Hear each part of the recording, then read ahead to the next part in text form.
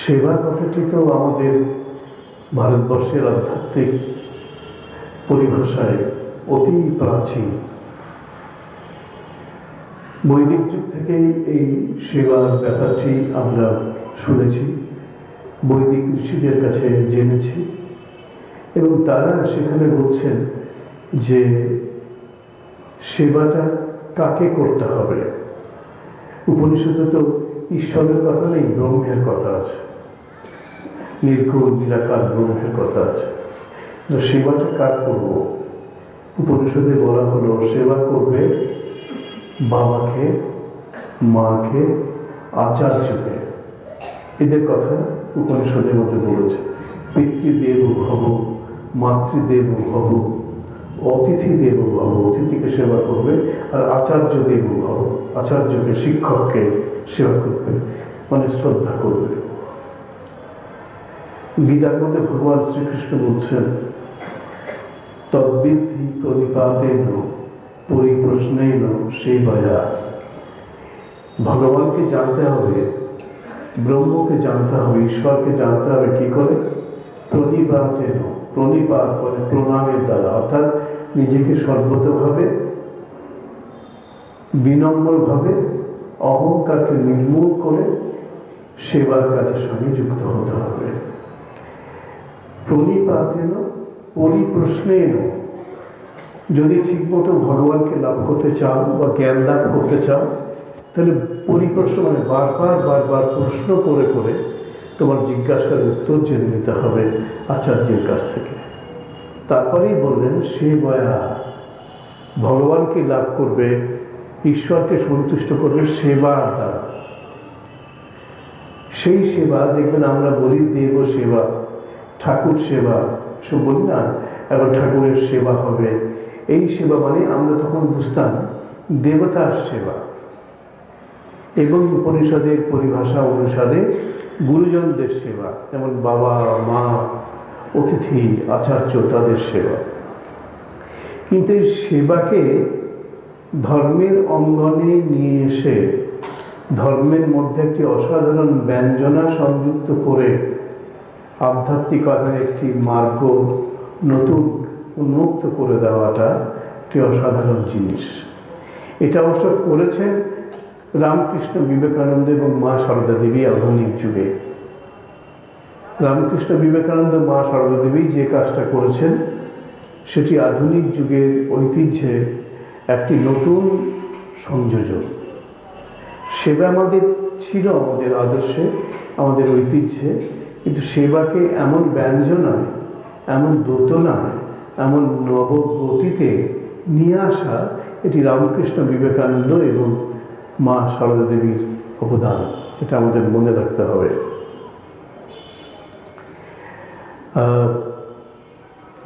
এই যে আমরা সেবার কথা বলি, সেবা মানে আমরা কিছু দেব, আমরা দান করব, মানুষকে সেবা করব।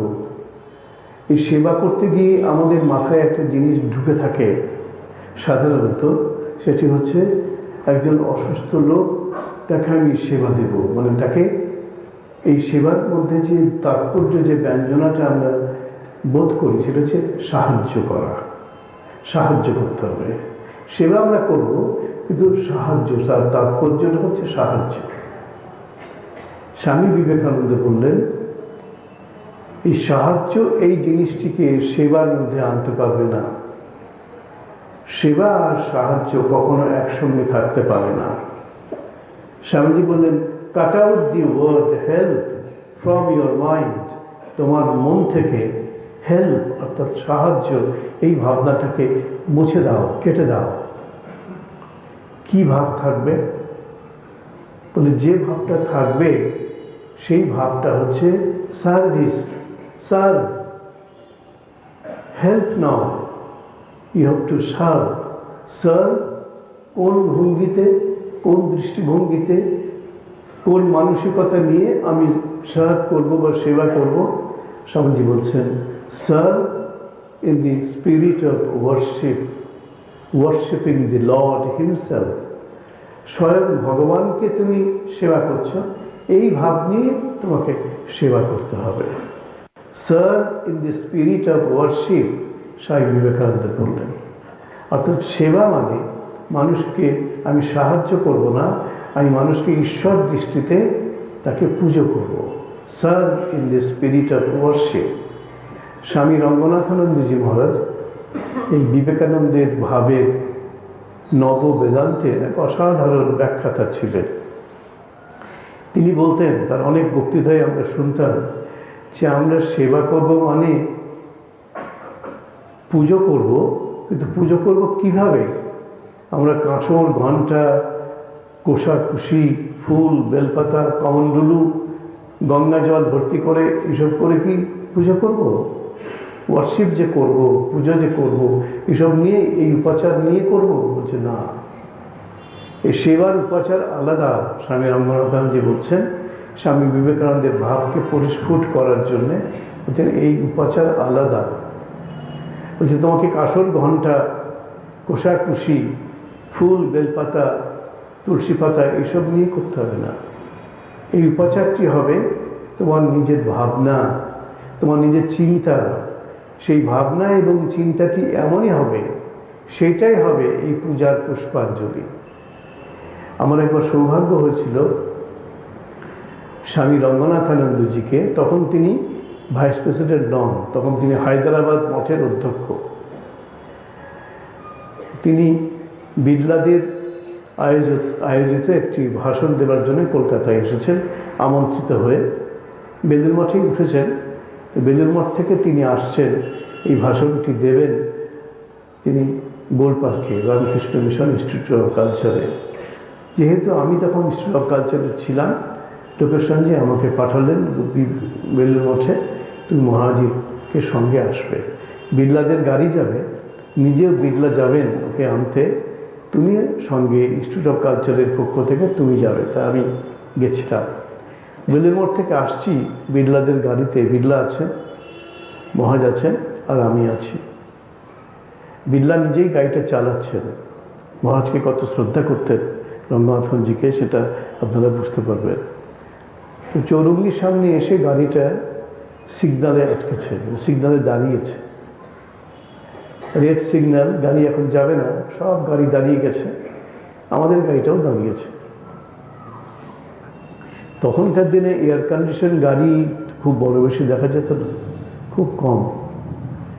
তো আমাদের গাড়িটা ছিল এয়ার কন্ডিশন গাড়ি, কাঁচগুলো সব তোলা। তো ওখানে দাঁড়িয়েছে একটা ভিখারি এসে ওই আমাদের গাড়ির জানলার কাছে এটা ঠক ঠক ঠক ঠক ঠক ঠক করছে। মহারাজ চুপ করে বসে আছেন, দেখছেন। কি দেখছেন তিনি জানেন, কিন্তু দেখছেন তিনি। দেখছেন বিড়লা, যে বিড়লা সঙ্গে আমাদের ছিলেন বা যিনি গাড়িটা চালাচ্ছিলেন, তখন তো গাড়ি দাঁড়িয়ে আছে ট্রাফিক সিগন্যালে, নিজের পার্সটা পকেট থেকে বের করে খুললেন। আমি দেখতে পাচ্ছি থরে থরে সব কারেন্সি নোট সাজানো আছে, 1000 টাকা, 500 টাকা, এসব সাজানো। 500 টাকার নিচে কিছু নেই, সব 500 টাকার নোট সাজানো আছে। সেখান থেকে একটা 500 টাকার নোট তুলে নিলেন, তুলে নিয়ে জানলার কাজটা একটু নামালেন, নামিয়ে ভিখারিটাকে এরকম করে ছুড়ে দিলেন, যাও এ নাও। সে চেয়েছিল এক মুঠো খাবার। তখন যখন এই কথাটা হচ্ছে, এই সময়টা হতো 1982-83 এরকম হবে। তো তখন 10 টাকার দাম অনেক। তা যাও, তুমি 5 টাকা চেয়েছিলে, আমি তোমাকে 10 টাকা দিচ্ছি না, তোমাকে 500 টাকা দিলাম বলে টাকাটা দিলেন। ওইরকম করে জোরে জোরে বলছেন না, মহারাজ বসে আছেন তো পেছনে, মহারাজকে খুব শ্রদ্ধা এবং সমীহ করে এরকম করে ছুটে দিলেন টাকাটা। এবার তখন সিগন্যাল হয়ে গেছে, গাড়ি চলতে শুরু করেছে। মহারাজ তো ছাড়ার পাত্র নয়। বিড়লার নামটা কী ছিল আমি ভুলে গেছি। তুমি কী করবে? ও চাইলেও 10 টাকা কি 5 টাকা, তুমি ওকে 500 টাকা দিলে, ওতে ওর অনেক দিনের খাওয়া হয়ে যাবে। শুধু একটু জলখাবার খাওয়া নয়, ভালো করে খাবার কয়েকদিন ধরে হবে। তুমি কোন ভঙ্গিমায় ওকে দিলে? বিড়লাকে ধমকাচ্ছেন। ভাবুন, এই সন্ন্যাসীরা এই জায়গায় সবসময় থাকেন। যেই হোক সে সমাজে যে জায়গায় তার মর্যাদায় তিনি প্রতিষ্ঠিত থাকুন, সন্ন্যাসী কাউকে পরোয়া অন্তত করার কথা নয়। সন্ন্যাসী কাউকে পরোয়া করবেন না, পরোয়া করার কথা নয়। তা বললেন, তুমি টাকাটা দিলে ভালো করেছো, কিন্তু এই ভঙ্গিতে কেন দিলে? এই টাকাটা তুমি ওকে দিয়ে অনেক বেশি টাকা দিলে, অনেক দিনের খাবারের টাকা দিলে, কিন্তু তুমি ওকে অপমান করলে। এই আমরা কখনো এভাবে ভাবিনি, শুনিনি। তুমি 500 টাকা দিয়ে লোকটাকে অপমান করলে, ওর মধ্যে যে ভগবান আছেন তার তুমি অমর্যাদা করলে। বিল্লা তো চুপ করে গাড়ি চালাচ্ছে, চুপ করে করে শুনছে। বলছে ওই মানুষটির মধ্যে তুমি টাকা দিয়ে ভাবলে তাকে তুমি কৃতার্থ করলে না, তুমি তাকে অসম্মান করলে। ওর মধ্যে যে দেবতা আছেন, ভগবান আছেন, তার তুমি অমর্যাদা করলে, তাকে অশ্রদ্ধা দেখালে। আমরা শুধু নতুন একটা জিনিস শিখলাম।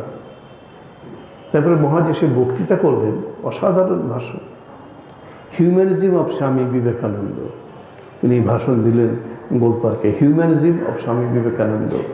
এই ভাষণটি মহারাজ বলেছিলেন। সেই ভাষণে তিনি মস্কো ইউনিভার্সিটিতে এই ভাষণ দিয়েছিলেন। তখন মস্কো সোভিয়েত রাশিয়ার রাজধানী। তখন তো সোভিয়েত রাশিয়া, আজকে রাশিয়া নয়, সোভিয়েত রাশিয়া। তো বলছেন, আমি মস্কো বিশ্ববিদ্যালয়ে এই ভাষণটি দিয়েছিলাম, হিউম্যানিজম অফ স্বামী বিবেকানন্দ। তো ওখানে দিলেন। সেখানে তিনি বললেন, এই যে কথাটা আমি একটু আগে বললাম, এই সেবার ব্যাপারটি আমাদের অতি প্রাচীন উপনিষদের মধ্যে আছে, বৈদিক আদর্শের মধ্যে তার আমরা উদাহরণ পাই, উল্লেখ পাই। মানে বলছে, পিতৃদেব ভব, মাতৃদেব ভব, আচার্য দেব ভব, অতিথি দেব ভব। এসবগুলো পাই বেদের মধ্যেই পাচ্ছি, উপনিষদের মধ্যেই পাচ্ছি। ওদের সেবা করবে, ওদের এইভাবেই ওদের সেবা করবে, অতিথিকে, আচার্যকে, বাবাকে, মাকে।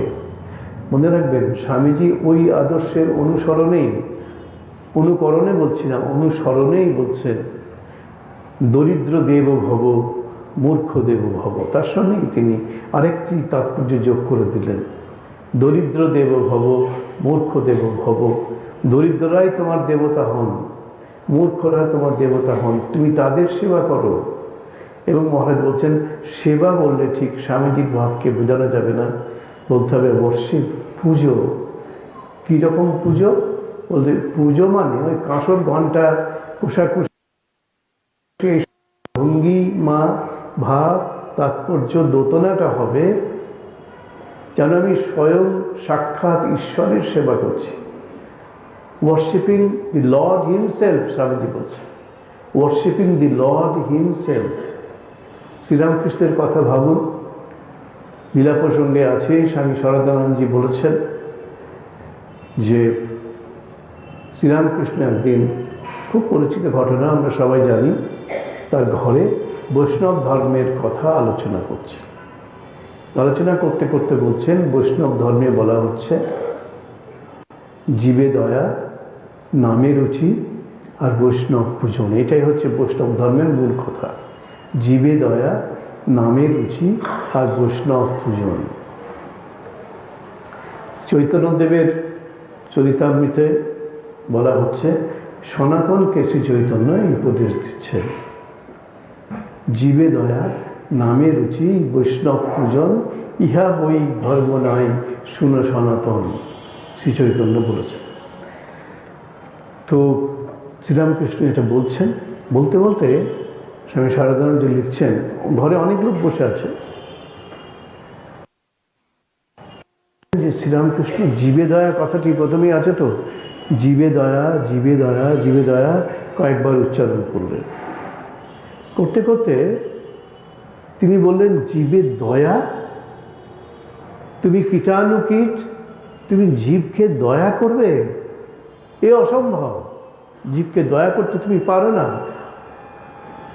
তোমার কোনো অধিকার নেই জীবকে দয়া করবে এই ভাব নেওয়ার। তুমি কি করতে পারো? শ্রীরামকৃষ্ণ বললেন, জীবে দয়া নয়, শিব জ্ঞানে জীব সেবা। আমরা সবাই জানি, এটা নতুন কোনো তথ্য দিচ্ছি না, এই পুরাতন, চিরপুরাতন তথ্য। শিব জ্ঞানে জীব সেবা, অর্থাৎ সেবা হবে, জীবের সেবা হবে, কিন্তু কোন দৃষ্টিভঙ্গিতে? শ্রীরামকৃষ্ণ বলে দিলেন, শিব জ্ঞানে সেই মানুষটি যাকে আমি সেবা করছি সে মানুষ নয়, সে জীব নয়, সে সাক্ষাৎ শিব, স্বয়ং শিব, সে স্বয়ং ঈশ্বর বা ভগবান। এই দৃষ্টিতে এই জ্ঞানে তার সেবা করতে হবে। অর্থাৎ এই যে সেবার একটি, আপনার চৈতন্যকে ছোট করছেন না, চৈতন্যের ভাবটি যা যথার্থ ছিল সেই ভাবটিকে তিনি ধরিয়ে দিচ্ছেন। শ্রী চৈতন্য যে ভাব নিয়ে জীবের দয়া করতে বলেছেন সেটা হচ্ছে এই জিনিসটাই, যে ঈশ্বরের দৃষ্টিতেই মানুষকে দেখতে হবে। শ্রী চৈতন্য চরিতামৃতে আছে, যত্র যত্র নেত্র পরে তত্র তত্র কৃষ্ণ স্ফুরে। শ্রী চৈতন্য যা দেখছেন তার সামনে, তার পাশে, এপাশে, সামনে, পিছনে যা দেখছেন, শ্রী চৈতন্য বলছেন যত্র যত্র নেত্র পরে তত্র তত্র কৃষ্ণ স্ফুরে। সর্বত্র তিনি কৃষ্ণকে দেখছেন। যখন জীবে দয়ার কথা তিনি বলেছিলেন তখন দয়ার কথাটা হয়তো বলার জন্যে বলেছেন, কিন্তু স্পিরিটটা হচ্ছে যে কৃষ্ণের সেবা, ঈশ্বরের সেবা, সাক্ষাৎ ভগবানের সেবা, এই ভাবটাই তিনি বলেছিলেন। তো আমরা তাকে ধরতে পারিনি। এই ধরার জন্য আমাদের অপেক্ষা করতে হলো আরও বেশ কিছু কাল। শ্রীরামকৃষ্ণ যখন নিলেন তখন তিনি এই ভাবটাকে আমাদের সামনে ব্যাখ্যা করে দিলেন। জীবে দয়া নয়, শিব জ্ঞানে জীব সেবা। সাক্ষাৎ ঈশ্বরের তুমি সেবা করছো, এই ভাব নিয়ে করো। স্বামীজি বলছেন, কোন স্পিরিটে তুমি করবে? In the spirit of worshipping the god himself, the Lord himself. স্বামীজির বক্তব্য, স্বামীজির কথা এ আমরা জানি। এবং এই যে ভাবনাটা, এই ভাবনাটা স্বামী বিবেকানন্দ বললেন, শ্রীরামকৃষ্ণ বললেন, মা সারদা দেবী এটা শেখালেন আমাদেরকে। বলছে, এমনি করে খেতে দিলে কি বাছার খেয়ে পেট ভরে? তুই না পারিস, আমাকে দে। বলে সেই মুসলমান আমজাদকে তিনি পরিবেশন করে খাওয়াচ্ছেন। এ তো আমরা সবাই জানি। ওই স্পিরিটটা হচ্ছে ওইটাই, শিবজ্ঞানের জীবসেবা। নিজের হাতে পরিবেশন করছেন। খাওয়ার পরে মা সেই মুসলমান আমজাদের উচ্ছিষ্টটি পরিষ্কার করছে। কারণ তাকে আমজাদ বলে তিনি দেখছেন না, মুসলমান বলেও দেখছেন না, কোনো বিভাজনের দৃষ্টিভঙ্গি তার মধ্যে ছিল না। দেখছেন সাক্ষাৎ ঈশ্বর, সেবা নিচ্ছেন, তাই সেভাবে দিচ্ছেন, মা সেভাবে দেখছেন। তাই ঠাকুর মা স্বামীজি এই ভাব নিয়েই এই সেবার আদর্শটিকে আমাদের সামনে তুলে ধরলেন। আপনারা জানেন যে যখন স্বামীজি কাশীপুর উদ্যানবাটিতে ঠাকুরের সেবায় নিরত আছেন, সে সময় তিনি পাগলের মতো শুধু ধ্যানমগ্ন হতে চাইছেন। ধ্যান ধ্যান ধ্যান। ও তো ধ্যানসিদ্ধ ছিলেন, ছোট থেকেই তিনি ধ্যান করতে ভালোবাসতেন স্বামীজি। তাই শুধু ধ্যান ধ্যান, ধ্যানমগ্নতার জীবন তিনি চাইছেন। তা একদিন শ্রীরামকৃষ্ণ লক্ষ্য করেছেন কাশীপুরে, বলছেন, তুই কি চাস বলতো? স্বামীজি বলছেন, আমি চাই সবসময় নিরন্তর ধ্যানে ডুবে থাকবো, সমাধিতে ডুবে থাকবো। ভাবলেন খুশি হবেন গুরুদেব, গুরু খুশি হবেন। ভারতবর্ষের আধ্যাত্ম সাধনার চিরাচরিত ঐতিহ্য হচ্ছে ঈশ্বরের সেবায়, ঈশ্বরের চিন্তায় নিমগ্ন হয়ে যাওয়া, সমাধিস্থ হয়ে যাওয়া। এতে কোন গুরু, কি অসাধারণ গুরু, একেবারে ব্যতিক্রমী এক গুরু। তুই নরেন্দ্রনাথকে এমন ধমক দিলেন, ছি ছি ছি ছি, তুই এত হীন বুদ্ধি, তুই এত স্বার্থপর। সবাই আপনারা জানেন এই অসাধারণ কাহিনী, অসাধারণ ঘটনা। তো বলছেন, তুই এত হীন বুদ্ধি, তুই এত স্বার্থপর, এত ছোট নজর তোর। স্বামীজি তো তখন নরেন্দ্রনাথ হতভম্ব, আমি কোথায় ছোট নজর করলাম? আমি তো সমাধিতে ডুবে যেতে চাইছি, ব্রহ্মের ধ্যানে, ঈশ্বরের ধ্যানে, ছোট নজর কোথায়?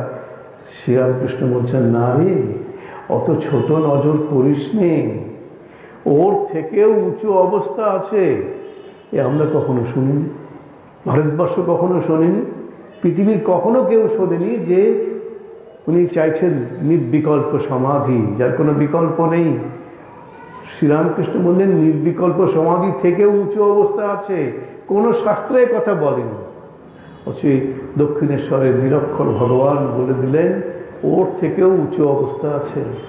তুই যে গান গাস, जो कुछ है सो तू ही হ্যায়। যা কিছু আছে আমার সামনে, আমার পিছনে, আমার সম্মুখে, আমার পশ্চাতে, আমার ডাহিনে, আমার বামে, সব তিনি, সব তুমি। এটাই হচ্ছে আমাদের আদর্শ।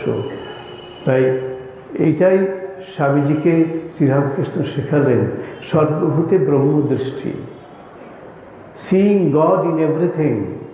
স্বামী শ্রদ্ধানন্দজি মহারাজের মারা গেছেন, বিখ্যাত পণ্ডিত সন্ন্যাসী ছিলেন আমেরিকায়। তিনি লিখেছেন একটি গ্রন্থ, শেষের দিকে জীবনে দীর্ঘকাল বেঁচেছেন এবং তার জীবনের সব ঐশ্বর্য, সমাধি, অভিজ্ঞতা সব কিছু নিয়ে তিনি লিখলেন সিইং গড ইন এভরিথিং, সর্বত্র ঈশ্বর দর্শন। তাই শ্রীরামকৃষ্ণ শেখালেন जो कुछ है सो तू ही है। শুধু তুই নির্বিকল্প সমাধির আনন্দে মশগুল হয়ে যাবি, আত্মমগ্ন সাধনায় ডুবে যাবি, এ তো চূড়ান্ত স্বার্থপরতা। তোর চারপাশে হাজার হাজার মানুষ, তারা অশিক্ষায় অন্ন বিনা ধুকে ধুকে মরবে, আর তুই নির্বিকল্প সমাধির আনন্দে বোধ হয়ে থাকবি। এটা চূড়ান্ত স্বার্থপরতা, চূড়ান্ত হীন বুদ্ধি। না রে, এত ছোট নজর করিস। নরেন্দ্রনাথের চোখ খুলে গেল, কি অসাধারণ কথা বলছে। এবং যখন বললেন জীবে দয়া নয় শিবজ্ঞানে জীবসেবা, সবাই বসে আছেন। সারদানন্দী বলছেন অনেকেই বসে আছেন, সবাই শুনে গেলেন কথাটা, আমরাও শুনে যাই। নরেন্দ্রনাথই একমাত্র লোক, তখন আর কত বয়স, 19-20 বছর বয়স। তিনি শুনে ঘরের বাইরে বেরিয়ে এসে বললেন আজকে ঠাকুরের কথায় কি অদ্ভুত আলোকই না পেলাম। বনের বেদান্তকে ঘরে নিয়ে আসার বার্তা ঠাকুর আজকে দিলেন। যদি কোনোদিন ভগবান দিন দেন তাহলে জগতের কাছে এই সত্যটিকে প্রচার করব। সেই সত্যটা কি? পরবর্তীকালে আমরা দেখলাম রামকৃষ্ণ মিশনের প্রতিষ্ঠা করলেন স্বামী বিবেকানন্দ। এই রামকৃষ্ণ মিশনটা কি? একটা যন্ত্রস্বরূপ, একটা প্রতিষ্ঠান, যে প্রতিষ্ঠান ওই আদর্শকে, শ্রীরামকৃষ্ণের আদর্শকে জীবনে অনুশীলন করবে, প্রতিষ্ঠা করবে, প্র্যাকটিক্যাল শেপ দেবে। স্বামীজি বললেন প্র্যাকটিক্যাল বেদান্ত। বেদান্ত ঈশ্বরের সাধনার কথা বলছে, ব্রহ্মের সাধনার কথা বলছে, কিন্তু তো তত্ত্বের মধ্যে আছে, গ্রন্থের মধ্যে আছে। স্বামী রঙ্গনাথনজি বলছেন এই উপনিষদের মধ্যে, গীতার মধ্যে এসব কথাগুলো আছে, ভাগবতের মধ্যে এগুলো কথাগুলো আছে, কিন্তু কি হয়েছে? ওগুলো কেউ করে দেখে না, ওগুলো জীবনে কেউ অনুশীলন করে না। ওই গ্রন্থগুলো সব পোকার আহারে পর্যবসিত হয়েছে, পোকায় খাচ্ছে, পোকায় কাটছে, যে পোকার আহারে পর্যবসিত হচ্ছে। রঙ্গনাথজি এরকম কথা বলতেন, যে পোকার আহারে পর্যবসিত হচ্ছে। ওটাকে জীবনে আনতে হবে, ইমপ্লিমেন্টেশন করতে হবে। তাই স্বামীজি এক নতুন আদর্শের কথা বললেন। বেদান্ত বলছেন সেবার কথা, বেদান্ত বলছেন পূজার কথা, বেদান্ত বলছেন নির্বিকল্প সমাধির কথা, কিন্তু ওটা কি বেদান্তের ওই গ্রন্থের মধ্যে আটকে থাকবে? ওই গিরিগুহায় সমাধিমগ্ন ঋষিদের কাছেই সেটি ধ্যানমগ্ন সাধকদের জীবনেই সেটা আটকে থাকবে? জীবনে নামবে না, জীবনে আসবে না, ঘরে ঘরে এসে পৌঁছবে না। তাই স্বামীজি বললেন প্র্যাকটিক্যাল বেদান্ত। বেদান্তকে প্র্যাকটিক্যাল হতে হবে, প্র্যাকটিক্যাল করতে হবে, তবেই তো ধর্মের সার্থকতা, জীবনের সার্থকতা। আমরা লোকেশ্বরজির কাছে এবং রঙ্গনাথজির কাছে একটি গ্রন্থের কথা খুব শুনতাম। মেইস্টার একহার্ট, একজন জার্মান মরমিয়া সাধক, খ্রিস্টান সাধক, ক্যাথলিক সাধক, বিখ্যাত গ্রন্থ তার মেইস্টার একহার্টের কথা। তার মধ্যে বলতেন, এটা রঙ্গনাথজি খুব উদ্ধৃতি দিতেন, স্বামী লোকেশ্বরজির মুখেও বারবার শুনতাম, what you gain in contemplation pour out in love. যা তুমি ধ্যানের আলোকে লাভ করো তাকে ভালোবাসায় সকলের মধ্যে বিতরণ করে দাও। What you gain in contemplation pour out in love. Sri Ramakrishna বলছেন তুই কি নির্বিকল্প সমাধি করছিস? আমি ভেবেছিলাম একটি বিরাট বটবৃক্ষ হবি, তোর চারপাশে এসে মানুষ ছায়া শীতল হবে, প্রাণের জ্বালা মেটাবে, আর তুই কিনা এক নিতান্ত স্বার্থপরের মতো শুধুই আত্মমগ্ন নির্বিকল্প সাধনায় ডুবে যেতে চাইছিস, ধিক তোকে। একই কথায় আমরা শুনি মিস্টার রেখাটের কথায়, what you gain in contemplation pour out in love. যা তুমি ধ্যানের আলোকে লাভ করো সেটিকে ভালোবাসায় সকলের মধ্যে বিতরণ করে দাও। একদিন গভীর রাত্রি, আষাঢ় মাস, চূড়ান্ত দুর্যোগ, ঝড় উঠেছে, গঙ্গা উত্তাল হয়ে উঠেছে বেলুর মঠে। স্বামীজি ঘরে থাকতে পারছেন না, শুনছেন একজনকে আর্ত চিৎকার করছে, আমাকে বাঁচাও, আমাকে বাঁচাও, আমাকে বাঁচাও। স্বামীজি ঘর থেকে বেরিয়ে এসছেন, প্রায় তিনি ঝাঁপিয়ে পড়তে যাচ্ছেন গঙ্গাতে ওকে বাঁচানোর জন্যে। স্বামীজিকে দেখে সবাই তখন ছুটে এসেছেন, সাধুব্রহ্মচারীরা থেকে বাঁচাতে হবে। স্বামীজি বলছেন, যে লাফিয়ে পড়ে ওই মানুষটিকে ওখান থেকে উদ্ধার করে আনতে পারবে, ওর জীবন রক্ষা করতে পারবে, আর এই মুহূর্তে এই মুক্তি হয়ে যাবে। আমি বলছি, স্বামীজির কথা শুনে সে ঝাঁপিয়ে পড়ছে সবাই গঙ্গা, ওকে উদ্ধার করতে পারলো না। সে গঙ্গার তরঙ্গ ভঙ্গে কোথায় হারিয়ে গেল। তো স্বামীজি কথাটি বলছে, আমাদের যখন সন্ন্যাস হলো, সেটাই বীরেশ স্বামীজি মহারাজের দশম সংঘাধ্যক্ষ, তার শেষ সন্ন্যাস দান। তো আমরা সেবার সন্ন্যাস পেয়েছি। সন্ন্যাসের পরে আমাদের একটা ট্র্যাডিশন আছে বেদুর মঠে, যে সংঘাধ্যক্ষ মহারাজের কাছে যে তাদের যে মনের যে জিজ্ঞাসা সব প্রশ্ন করতে পারে। আমরা সেভাবে গেছি মহারাজের কাছে, বীরেশ স্বামীজি মহারাজের কাছে। প্রত্যেকেই একটা করে চান্স পাচ্ছে একটা দুটো প্রশ্ন করার। তা আমারও চান্স হলো, আমিও একটা প্রশ্ন করব। বলে, কি তোমার প্রশ্ন কি? বলে, আমি মহারাজ এই তো সন্ন্যাস হয়ে গেল, এখন তোমার গোল পার্কে ফিরে যাব, ওখানে এই গেলেই কিন্তু সব নানা রকম হবে। কি হবে? না বলবেন মহারাজ, বলবেন লোকেশচন্দ্র মহারাজ, যাও ওখানে বক্তৃতা করতে যাও। এতদিন বলেছি ব্রহ্মচারী সাদা পোশাকে আছি, এখন বক্তৃতা করবো কেন, এখন করা ঠিক হবে না, এসব জ্ঞান দিয়েছি তাকে। তো থামিয়েছি। এইবার তো মহারাজ উনি বললেন, যাও। আর কত কাজের মধ্যে ফেলে দেবেন, এই কাজ সেই কাজ। তাহলে এসে কী লাভ হলো? সব ঘর বাড়ি ছেড়ে এসে সাধন ভজন করবো বলে এসে এই যদি আবার কাজের মধ্যেই পড়লাম, তাহলে কী লাভ হলো এসব ঘর বাড়ি ছেড়ে এসে?